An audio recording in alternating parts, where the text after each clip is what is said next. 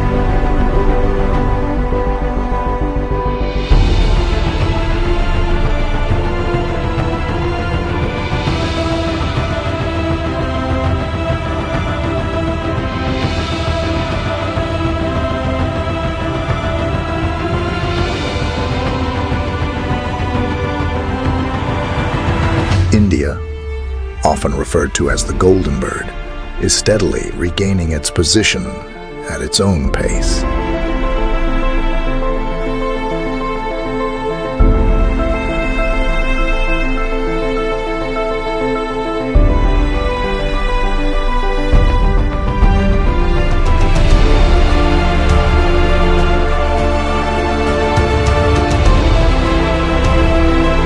इस वक्त मेरे सामने CNN की एक रिपोर्ट मौजूद है और CNN की ये रिपोर्ट ये बता रही है कि India to become power house of economy, super power under Modi's leadership.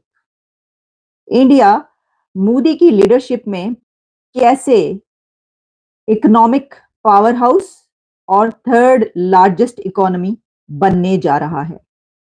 क्या इंडिया अगले चंद सालों में थर्ड लार्जेस्ट इकोनॉमी बनने लगा है? ये डेटा पेश किया है, ये रिपोर्ट पेश की है CNN ने।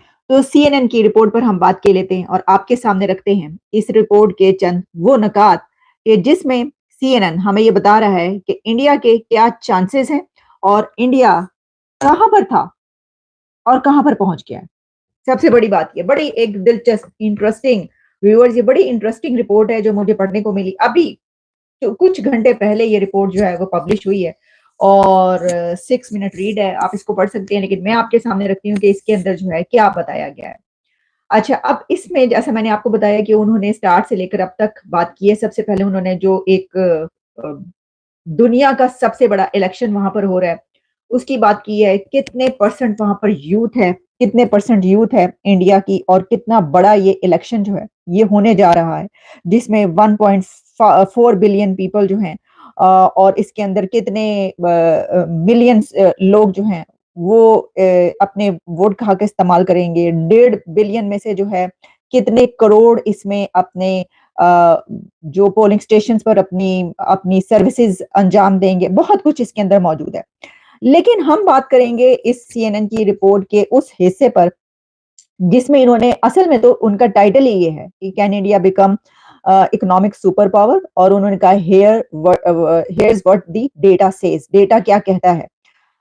तो जनाब उनका कहना है कि under Modi's leadership India is poised to become 21st century economic powerhouse, offering a real alternate to China for investors and consumer brands hunting for growth and manufacturers looking to reduce risk in the supply chains.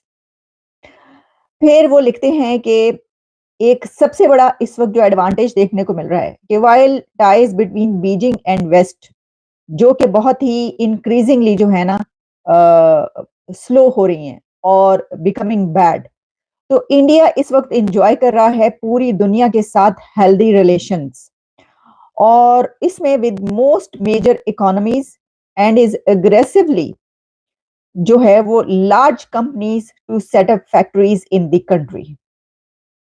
पूरी दुनिया के साथ India के इस वक्त जो ताल्लुकात और रिलेशंस हैं, उससे वो फायदा ये उठा रहा है कि अपने कंट्री में पूरी दुनिया की लार्ज फैक्ट्रीज और कंपनीज बना रहा है। दूसरी तरफ जो उसका राइवल है इस वक्त इकोनॉमी में, और वैसे भी, लेकिन इकोनॉमी की बात हो रही है, तो उसका राइवल चाइना दुनिया के साथ अपने रिलेशंस जो है वो अच्छे नहीं बना पा रहा। तो ये एक बहुत बड़ा एडवांटेज है, और मैं ये समझती हूँ, इस पर मैं तज्जिया ये करूंगी कि इसकी वजह ये है कि उनकी फॉरेन पॉलिसी जो है वो कमाल की है, उनकी लीडरशिप जो है वो कमाल की है। फिर वो जनाब आगे लिखते हैं कि उन्होंने हर जगह लिखा है कि मोदीज इंडिया, ये वो बता रहे, कह रहे कि अब होता ही ये चलता ही है कि मोदीज इंडिया जहां पर उन्होंने पहुंचा दिया। तो उन्होंने कहा है कि ये जो है जो डेटा बताता है, the quality of economic data in India, उन्होंने कहा है कि उसमें जब आप देखते हैं कि क्या क्या चीजें ये बताती हैं, तो वो कहते हैं कि 2014 में 2014 में नरेंद्र मोदी साहब पहली मर्तबा जो वजीर आजम, वो उसमें सियासत में उन्होंने देखा कि जनाब पहली मर्तबा जो नाम हर तरफ नजर आया वो 2014 में था। उसके बाद वो कहते हैं कि 2014 में जो इकोनॉमी है इंडिया की, वो कहां पर थी, उन्होंने एक पूरा एक चार्ट बनाया और उस चार्ट में बताया, और उसके बाद वो इकोनॉमी कहां पर पहुंची और तमाम कंट्रीज का भी डेटा सामने रखा। उन्होंने कहा कि अगर 500 पर थी 2014 में इकोनॉमी जो है, तो वो 2023 में पहुंचती है 2500 पर। ठीक है जी। तो उसी के साथ जब वो 2500 पर पहुंची है, तो इस वक्त यूएस, चाइना, जर्मनी, जापान के बाद इंडिया जो है वो 5th लार्जेस्ट इकोनॉमी बन चुका है इस वक्त, जबकि उस वक्त जो है वो इंडिया बहुत पीछे था नंबर्स में। अच्छा, फिर वो कहते हैं ये साउथ एशियन जाइंट है इंडिया, इसकी जो इकोनॉमी है वो बड़े ही आसानी के साथ जो है वो एक्सपैंड हो रही है, और जो एनुअल रेट है वो हम देख रहे हैं कि 6% से ऊपर जा चुका है। बल्कि हमने देखा, ये तो तज्जिया हम पहले भी कर चुके हैं, कि जो इंडिया का ग्रोथ रेट वो तो 8% तक गया। और दिलचस्प बात यह है कि इसके अंदर ये कहा गया है कि इंडिया को ये टारगेट अचीव करने के लिए, इंडिया को ये जगह हासिल करने के लिए, 3rd लार्जेस्ट इकोनॉमी बनने के लिए 8% या इससे ज्यादा ग्रोथ की जरूरत है। तो आप जानते हैं कि 7.6% तो वैसे, और उसके बाद पिछले कुछ मेरा ख्याल है कि लास्ट मंथ ऐसा हुआ था कि जो दुनिया के फाइनेंशियल इंस्टीट्यूशंस थे, उन्होंने ये खबरें दी थी कि इंडिया की ग्रोथ 8% से ऊपर चली गई है। और अब ये सीएनएन ये कह रहा है कि अगर 8, उसका तज्जिया ये है कि अगर 8% रहती है या इससे थोड़ी सी ज्यादा रहती है इंडिया की ग्रोथ, तो ये बड़ी आसानी के साथ ये जगह हासिल कर लेगा 3rd लार्जेस्ट इकोनॉमी की। ठीक है जनाब। अच्छा, फिर उसके बाद वो कहते हैं कि ये सस्टेन भी करना पड़ेगा। ये जो एक्सपेंशन है, ये सस्टेन करते हैं तो फिर this expansion will push India higher up the ranks of the world's biggest economies, or with some observers forecasting the country to become number 3 behind only the US and China by 2027। वो कह रहे हैं कि कुछ observers ये forecast कर रहे हैं कि अगर ये इसी तरीके से एक्सपेंड करती है इकोनॉमी 8 पॉइंट समथिंग और इसको सस्टेन भी कर पाता है इंडिया, तो फिर 2027 में ये तीसरे नंबर पर होगा। अच्छा, अब जब हम आगे बढ़ते हैं तो फिर ये बताते हैं, इसमें बहुत सारे फैक्टर्स बताए हैं। सीएनएन ने बड़े ऐसे फैक्टर्स और डेटा पेश किया है कि कैसे इंडिया 3rd लार्जेस्ट इकोनॉमी बनने जा रहा है, और 2027 तक वो कह रहे हैं। तो जाहिर है कि जब 2027 की बात होती है व्यूअर्स, तो जाहिर है कि ये जो बात की जा रही है, ये जो देखिए ना, इतने बड़े बड़े इदारे जो दुनिया के पेश करें ये रिपोर्ट्स, वो इसलिए पेश करें कि उनको ये लग रहा है, उनको ये नजर आ रहा है कि मोदी एक बार फिर आ रहा है, 3rd टर्म जो है वो मोदी लेने जा रहा है। और फिर इस वजह से वो कह रहे हैं कि अगर ये, फिर तो ये नजर आ रहा है कि 3rd टर्म मोदी की है और उसमें वो कह रहे हैं, तो वो जो कह रहे हैं वो सच होता हुआ नजर आ रहा है। इसलिए ये जो है ये डेटा पहले से ही पेश कर रहे हैं। अच्छा जी, फिर इसके अंदर उन्होंने और बहुत सी चाइना और इंडिया का कंपैरिजन किया है, इंफ्रास्ट्रक्चर पर बात की है, spending billions on building roads, ports, airports, railways, India का बताया कि किस तरीके से बिलियंस ऑफ डॉलर्स वो स्पेंड कर रहे हैं इन चीजों पर, private investors, are building the world's biggest green energy plant. और फिर उन्होंने ये कहा है कि in this year federal budget alone $134 बिलियन। और इसके अलावा फिर रिजल्ट्स के तौर पर क्या क्या नजर आया, 55,000 किलोमीटर जो उन्होंने रेलवेज और हाईवेज नेटवर्क जो बनाया इंडिया में ये हुकूमत ने, उसके ऊपर बात की है उन्होंने। और उसके बाद जो है वो कहते हैं Modi is spending billions on connecting India. Modi is spending billions of dollars on connecting India, ये CNN कह रहा है। और फिर उसका फिर उन्होंने चार्ट बनाया है, ग्राफ बनाया है और जिसका बताया है। फिर उन्होंने कहा है कि in recent years the country has also built a range of tech platforms known as digital public infrastructure. फिर उन्होंने कहा कि फॉर एग्जांपल के तौर पर उन्होंने आधार प्रोग्राम जो है उसकी बात की है। और अनदर प्लेटफॉर्म उन्होंने यूनिफाइड पेमेंट यानी कि यूपीआई की बात की है। CNN भी यूपीआई की बात कर रहा है, इंडिया के सिस्टम की, जिसके ऊपर सभी बात करते हुए नजर आते हैं। बिल गेट्स तक जो है उसके ऊपर बात करने जाते हैं और नरेंद्र मोदी साहब का वो बिल गेट्स साहब लेते हैं इंटरव्यू। अच्छा, फिर उसके बाद जो है उन्होंने कहा है कि फार्मर्स को जो कुछ किया, शॉपकीपर्स के लिए सब कुछ रखा है। स्टॉक मार्केट सुपर पावर, ये बड़ा एक अहम पॉइंट है। उन्होंने कहा है कि the excitement around India's growth potential is reflected in its stock market. और उन्होंने कहा जो स्टॉक मार्केट है which has been hitting record high पर है इंडिया की स्टॉक मार्केट, ये कह रहा है CNN।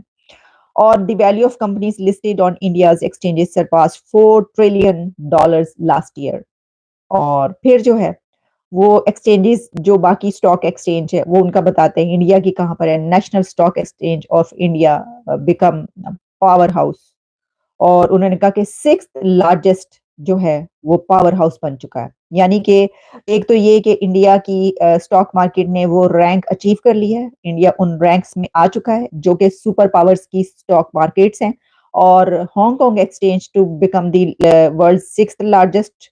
और उसके बाद data from the world federation exchange जो है वो जनवरी, डोमेस्टिक इन्वेस्टर्स, इसके अलावा काफी कुछ उन्होंने जो इसके ऊपर लिखा है। और जनाब इसके अंदर वो लिखते हैं कि 2024 तक जो है जो पिक कर लिया है सब कुछ, जितना भी वो कर सकता था उसमें हमें ये नजर आ रहा है कि ये जो है ये काफी नजदीक है। फिर Asia's 3rd largest economy has launched a production linked incentive programme $26 billion. दूसरे कंट्रीज जो हम उनका बता रहे हैं कि कैसे उन्होंने क्या क्या कुछ किया है और इंडिया ने क्या कुछ किया है। साथ उन्होंने पूरा पूरा एनालाइज किया, दूसरे कंट्रीज के एनालिसिस भी पेश किया है। फिर उन्होंने कहा कि जो जॉब्स का मसला है, क्योंकि जो इंडिया का सबसे एक जो CNN में इसके अंदर तज्जिया करते हुए उनका कहना है कि इस वक्त जो भारत के नौजवान हैं उनका पोटेंशियल सही तरीके से इस्तेमाल करना, और फिर ये कि वहां पे क्योंकि सबसे बड़ा आबादी वाला मुल्क बन चुका है तो नौजवानों को जॉब्स देना, ये एक बड़ा टारगेट है और चैलेंज है जो कि इंडिया को जो है वो अब नेक्स्ट उसमें जो वो किस तरीके से इसको करेगा और अचीव कर पाएगा ये टारगेट, इसके ऊपर भी उन्होंने बात की है। तो जनाब उनका ये कहना है कि जो मोदीज इंडिया है, CNN ये कह रहा है कि मोदीज इंडिया जो है वो under leadership of Narendra Modi बहुत हद तक ऐसा नजर आता है कि ये 3rd लार्जेस्ट इकोनॉमी जो है 2027 तक बनने की तरफ जा रहा है। और अगर इसी तरीके से जैसा मैंने पहले बताया कि इंडिया ने अपनी ग्रोथ, एक्सपैंड होती हुई ग्रोथ जो है GDP उसको सस्टेन किया 8% और 8% से ज्यादा, और बाकी जो कुछ उन्होंने बताया है वो भी इसी तरीके से चलता रहा, तो फिर इंडिया को कोई रोक नहीं सकता। जैसे कि मोदी को कोई रोक नहीं सकता, जालिमो मोदी आ रहा है तो इसी तरीके से जालिमो इंडिया 3rd लार्जेस्ट इकोनॉमी जो है वो बनने जा रहा है। और ये कह रहा है CNN 2027 के करीब, और उसमें उसने जो जो डेटा पेश किया वो मैंने आपके सामने रख दिया है। अब ये तो हम पहले ही कह रहे हैं, कोई बात देखिए ये I predict that the 21st century is going to be the Indian century.